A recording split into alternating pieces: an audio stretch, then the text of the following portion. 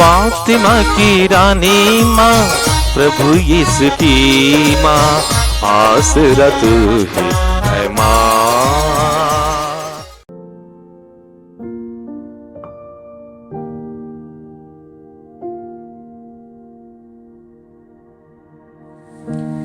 पहला पाठ रोमियो के नाम संत पौलुस का पत्र, अध्याय 8, पद संख्याएं 26 से 30 तक। आत्मा भी हमारी दुर्बलताओं में हमारी सहायता करता है। हम तो यह नहीं जानते कि हमें कैसे प्रार्थना करनी चाहिए, किंतु हमारी अस्पष्ट आहों द्वारा आत्मा स्वयं हमारे लिए विनती करता है। ईश्वर हमारे हृदय का रहस्य जानता है।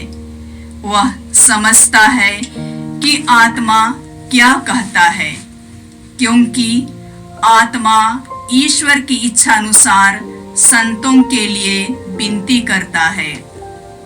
हम जानते हैं कि जो लोग ईश्वर को प्यार करते हैं और उसके विधान के अनुसार बुलाए गए हैं, ईश्वर उनके कल्याण के लिए सभी बातों में उनकी सहायता करता है, क्योंकि ईश्वर ने निश्चित किया कि जिन्हें उसने पहले से अपना समझ लिया है वे उसके पुत्र के प्रतिरूप बनाए जाएंगे, जिससे उसका पुत्र इस प्रकार बहुत से भाइयों का पहला उठा हो।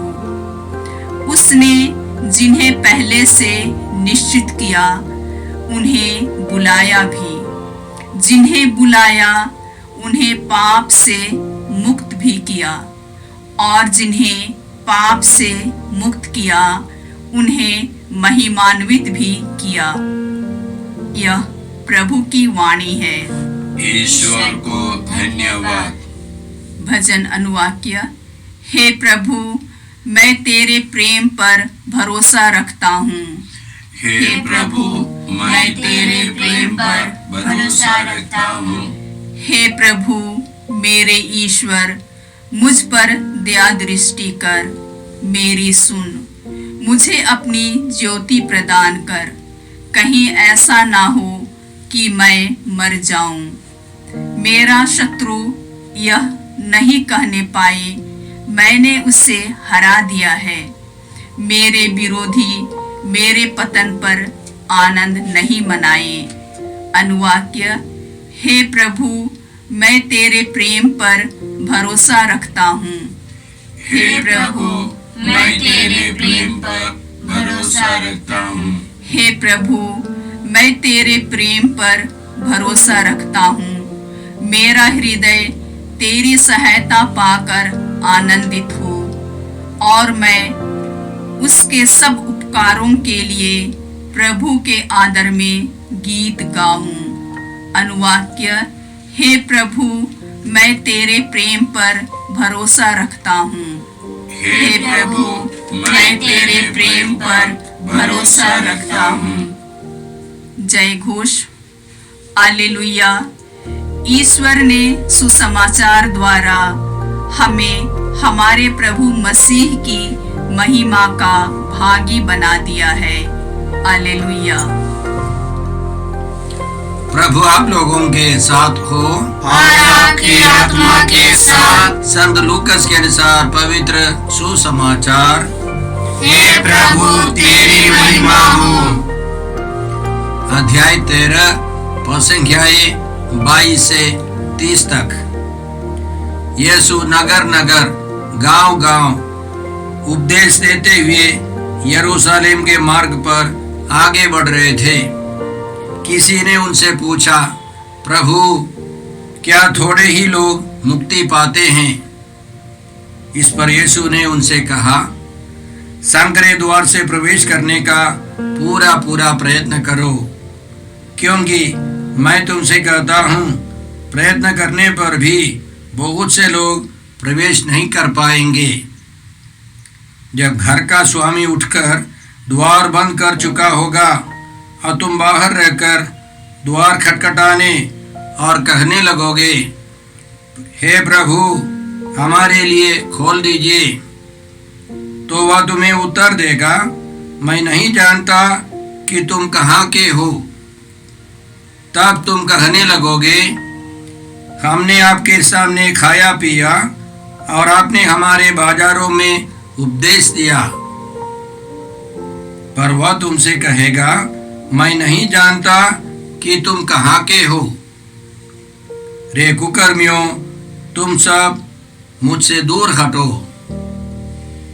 जब तुम इब्राहिम, इसहाक, याकूब और सभी नबियों को ईश्वर के राज्य में देखोगे, परंतु अपने को बहिष्कृत पाओगे, तो तुम रोओगे और दांत पीसते रहोगे।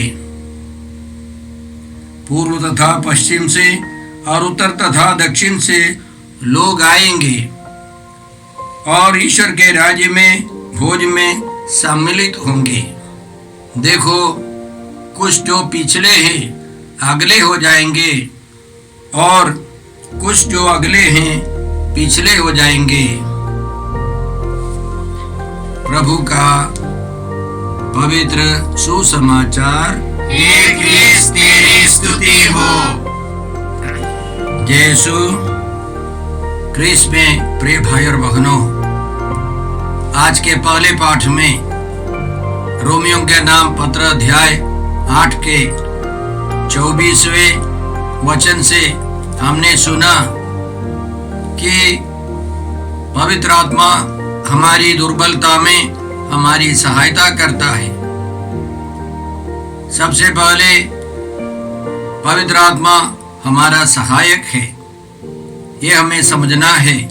हर परिस्थिति में, हर बात में पवित्र आत्मा हमारी सहायता करता है।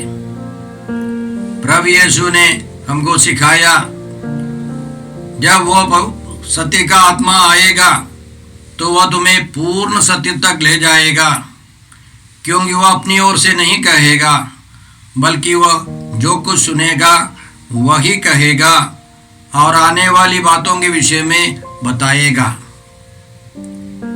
वह पवित्र आत्मा हम सबों को पूर्ण सत्य तक ले जाता है, सब कुछ सिखाता है। आने वाली बातों के विषय में भी वही हमको समझाएगा। हर दुख तकलीफ में, हर कष्ट में हम लोग पवित्र आत्मा को बुलाए, पवित्र आत्मा की मदद मांगे, तो वह सबसे सज्जन व्यक्ति है, हमारी मदद करता है, हमें रास्ता दिखाता है। प्रेरित चरित्र में हम लोग देखते हैं, आदिम कलीसिया के नेतागणों को, विश्वासियों को पवित्र आत्मा ने रास्ता दिखाया, प्रेरणा दी, वहां नहीं जाना, यहाँ जाना है, यह कहना है, यह नहीं कहना है। बहुत सारे लोग विश्वास करते हैं, मानते हैं कि वे अकेले हैं, उनका जीवन संघर्षमय है, वे अकेले रहते हैं। यह गलत धारणा है। हमको विश्वास करना है, पिता ईश्वर, यीशु और पवित्र आत्मा हमारे अंदर निवास करते हैं। पवित्र आत्मा हमारे सहायक के अलावा हमारे वकील हैं, वह एडवोकेट हैं, वे हमारी मदद करते हैं। हर रोज हम उनको बुलाए, उनकी सहायता मांगे। आगे संत पौलुस का कहना है, हमारी दुर्बलता में पवित्र आत्मा हमारी सहायता करता है। हम ये नहीं जानते कि हमें कैसे प्रार्थना करनी चाहिए, किंतु हमारी स्पष्ट आह्वान द्वारा आत्मा स्वयं हमारे लिए विनती करता है, प्रार्थना करता है। अंग्रेजी में लिखा है, आत्मा स्वयं हमारे साथ प्रार्थना करता है। तो यदि हम लोग अच्छी तरह प्रार्थना करते हैं तो वह पवित्र आत्मा की शक्ति से, पवित्र आत्मा की कृपा से, पवित्र आत्मा के बिना कोई भी ईश्वर को अब्बा नहीं बुला सकता है। पवित्र आत्मा के बिना कोई भी यीशु को प्रभु नहीं बुला सकता है। पवित्र आत्मा हमको प्रार्थना करने में सहायता करता है। इसके अलावा बाइबल के पंडितों का समझाना है कि हमको स्वर्गीय भाषा अपरिचित भाषा में प्रार्थना करने का वरदान पवित्र आत्मा देता है, तो प्रार्थना बहुत आसान हो जाता है। वह एक वरदान है, हम लोग उसको बना नहीं सकते, उसका नकल नहीं कर सकते। यह एक वरदान है। यह वरदान मिलने पर प्रार्थना बहुत आसान हो जाती है। इसलिए हमको यह वरदान, स्वर्गीय भाषा का वरदान मिलने के लिए प्रार्थना करनी है, और यह वरदान मिलने पर हर रोज इसका प्रयोग करना है। यह न केवल प्रार्थना में मदद करती है, यह अन्य सभी अवसरों में, खतरे के समय, चंगाई के समय या विषम परिस्थिति में, जब हम लोग अपरिचित भाषा में, स्वर्गीय भाषा में ईश्वर की स्तुति करें, ईश्वर की आराधना करें, तो पवित्र आत्मा हमको और साफ सुथरा वातावरण बना देगा, हमको रास्ता दिखा देगा। इसका सदुपयोग करें। पहले हमको इसको पाना है और उसका सदुपयोग करना है। कभी कभी हमको प्रेरणा मिलेगी कि हमको इसी भाषावर में स्तुति करनी है, प्रार्थना करनी है। कभी कभी अपनी प्रेरणा से, अपनी मर्जी से हमको इस भाषावर में, स्वर्गीय भाषा में स्तुति करनी है, तो हमको और वरदान मिलता रहता है, मिलता रहेगा।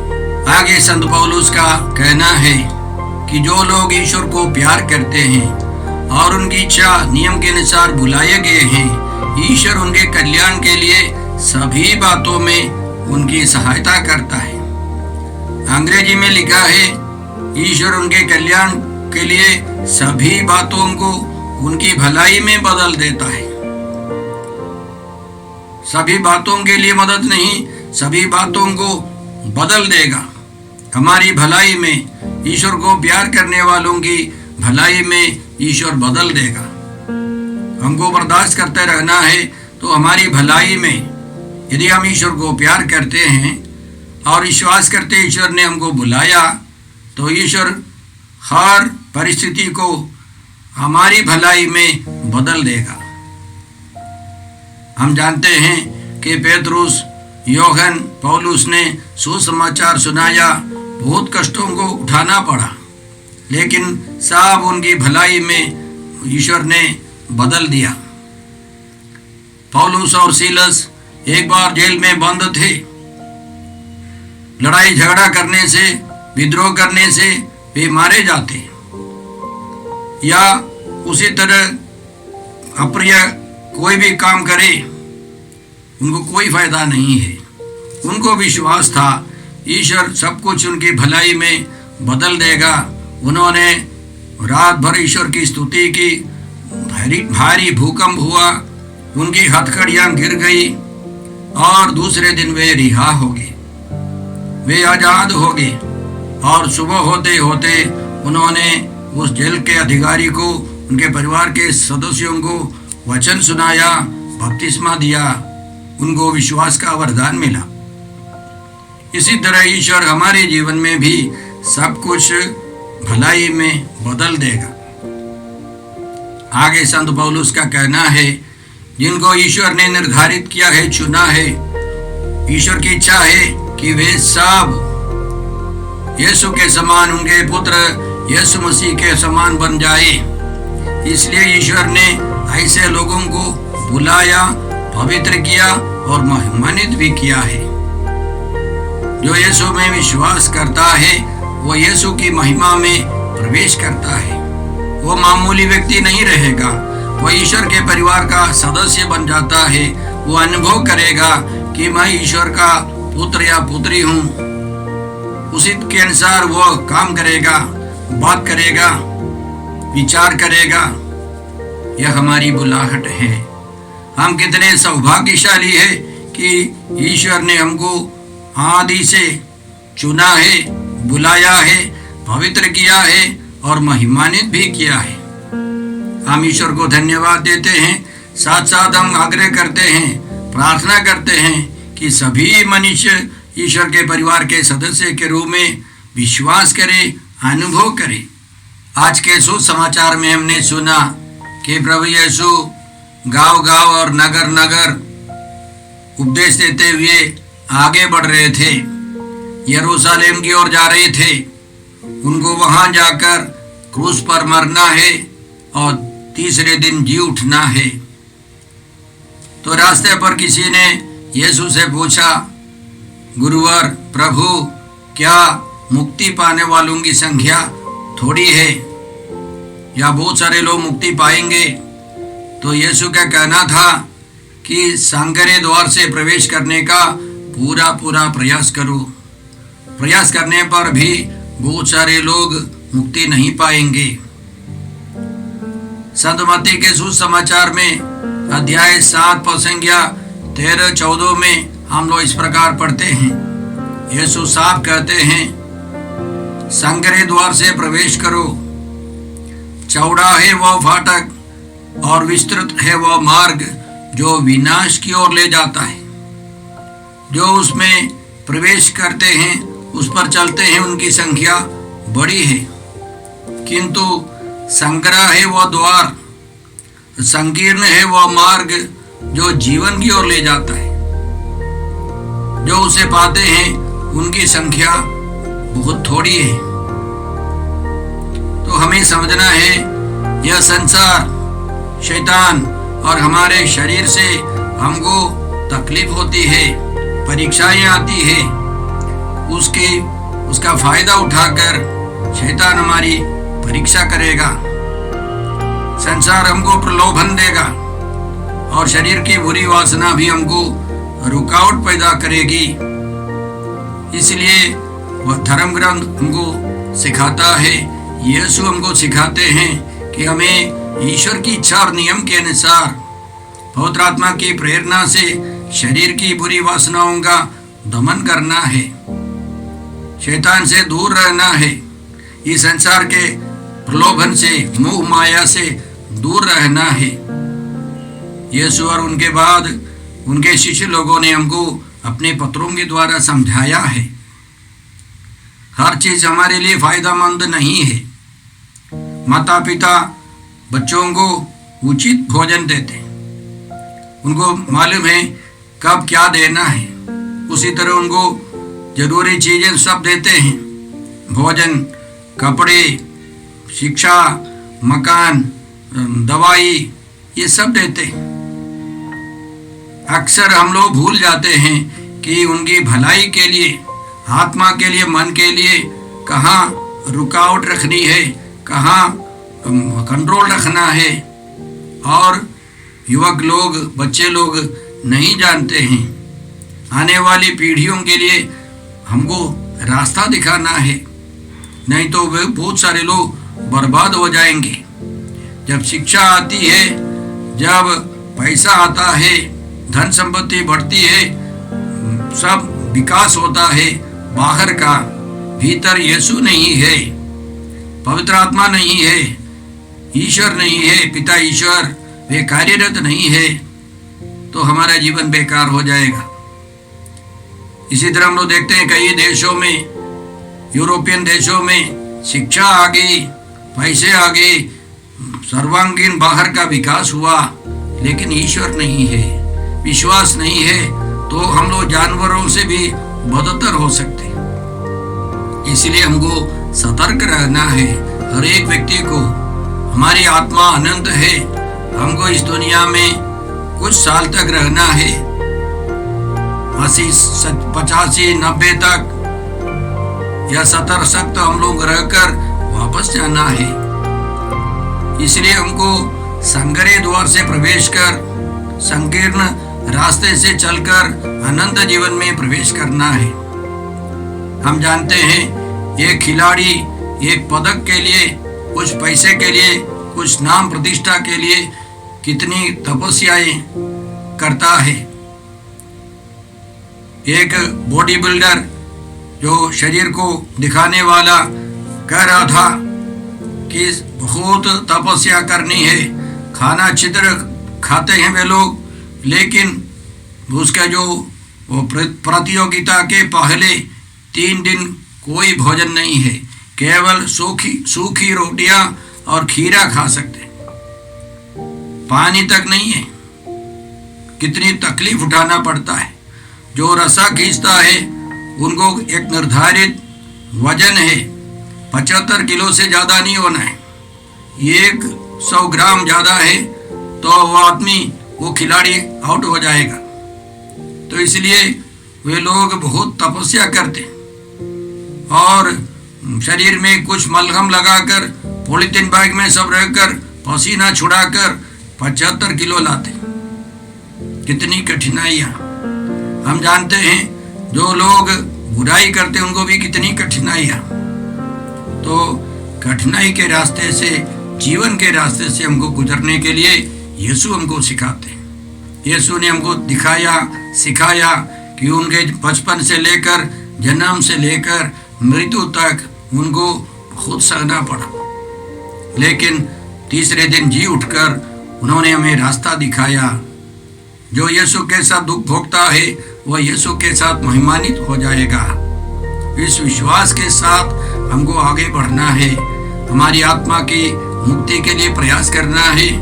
साथ साथ हमको प्रयास करना है, प्रार्थना करनी है अन्य लोग भी उस संग्रह द्वार से, संकीर्ण द्वार से, संकीर्ण रास्ते से आगे बढ़कर वे भी मुक्ति की ओर जाए, मुक्ति पाए। आज के सुसमाचार के अंतिम में सुनने वाले सब यहूदियों को यीशु सिखाते हैं, समझाते हैं कि इब्राहिम, इसहाक, याकूब, अन्य सभी नबी लोग स्वर्ग में प्रवेश करेंगे और जो अविश्वासी यहूदी बाहर रहेंगे वे तिरस्कृत हो जाएंगे।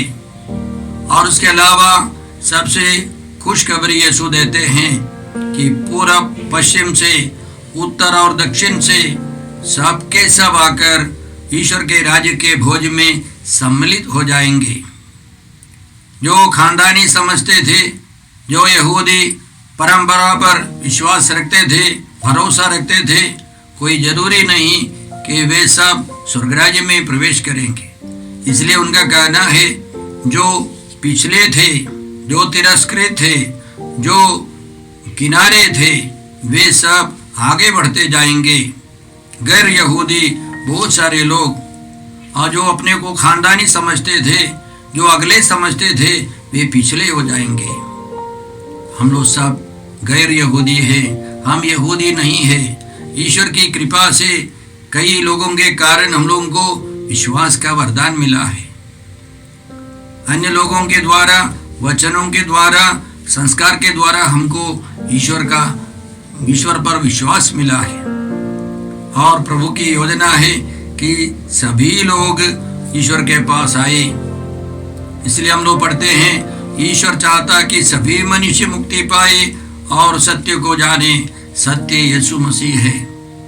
इसलिए हमको यह इरादा रखना है कि हम लोग संग्रह द्वार से प्रवेश करेंगे, संकीर्ण रास्ते से जाएंगे, स्वर्ग में प्रवेश करेंगे। हम लोग प्रयास करते हैं, प्रार्थना करते हैं अन्य सभी लोग, दूर दूर के लोग, दूर दराज के लोग सब यीशु के पास आए, पिता ईश्वर के परिवार के सदस्य बने, पवित्र आत्मा से संचालित जीवन बिताए, ईश्वर के राज्य के भोज में हम सब शामिल हो जाए। आइए हम प्रार्थना करते हैं। हे अब्बा पिता, हे प्रभु यीशु, हे पवित्र आत्मा ईश्वर, हम तुझे धन्यवाद देते हैं आज के दोनों पाठों के लिए, पवित्र वचनों के लिए। और हमारी नम्र प्रार्थना है कि हमारी हर परिस्थिति में पवित्र आत्मा हमारी सहायता कर, हमारी प्रार्थना में, अन्य सभी कामों में हमें रास्ता दिखा दे, हमारे साथ प्रार्थना करे। और ये अब्बा पिता, तेरी इच्छा के अनुसार हम सब तेरे पुत्र के समान बन जाए। हम सब पूरा पश्चिम, उत्तर, दक्षिण से तेरे स्वर्ग राज्य में प्रवेश कर सके, पहुंच सके।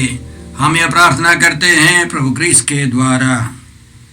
हमारे प्रभु यीशु क्रिस्त की कृपा, ईश्वर का प्रेम और पवित्र आत्मा का सहचर्य आप सबों को प्राप्त हो। आमीन। जय यीशु क्रिस्त में प्रिय भाई और बहनों, प्रभु यीशु ने हमें आदेश दिया है संसार के कोने कोने में जाकर सारी सृष्टि को सुसमाचार सुनाओ। सुसमाचार सुनने के लिए और सुनाने के लिए एक अच्छा मौका है। आप कृपया इस चैनल का सब्सक्राइब करें, लाइक करें, शेयर करें, बेल आइकन दबाएं ताकि यहाँ की नई वीडियोस की सूचना आपको मिलती रहेगी। साथ साथ आप दूसरों को भी प्रेरणा दें इसका सब्सक्राइब करने के लिए। याद रखें, कल के मिसा के दैनिक पाठ और उस पर टिप्पणियाँ आज ही दोपहर के बाद हम लोग अपलोड करते हैं। कृपया आज ही उसको सुनकर कल की तैयारी करें। प्रभु यीशु आपको और आपके परिवार को 100 गुनी आशीष देंगे। जय यीशु।